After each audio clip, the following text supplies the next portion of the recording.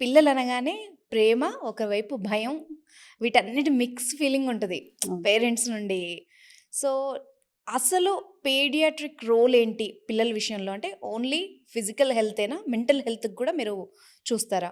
అందరూ most of them ఇండియాలో parents ఏంటంటే పిల్లలని సిక్‌నెస్ అంటే ఒంట్లో బాలేనప్పుడు మాత్రం పీడియాట్రిషియన్ దగ్గర ఎక్కువగా తీసుకొస్తూ ఉంటారు. అవును. బట్ పీడియాట్రిక్స్ అనేదేంటంటే ఇల్‌నెస్‌తో పాటు వెల్‌నెస్‌ని గూడా బాగా ఫోకస్ చేయాలి. So, it is not only physical illness కదా! సో, మెంటల్ వెల్ బీయింగ్ గానీ, వాళ్ళ ఎమోషనల్ వెల్ బీయింగ్, వాళ్ళ గ్రోత్ ఎలా ఉంది, ప్రివెన్షన్‌కి వ్యాక్సినేషన్స్ ట్రాక్‌లో ఉందా, వాళ్ళ మైల్ స్టోన్స్ అంతా ట్రాక్‌లో ఉన్నారా? సో, ఇవన్నీ గూడా పీడియాట్రిక్స్‌లోకి వస్తుంది.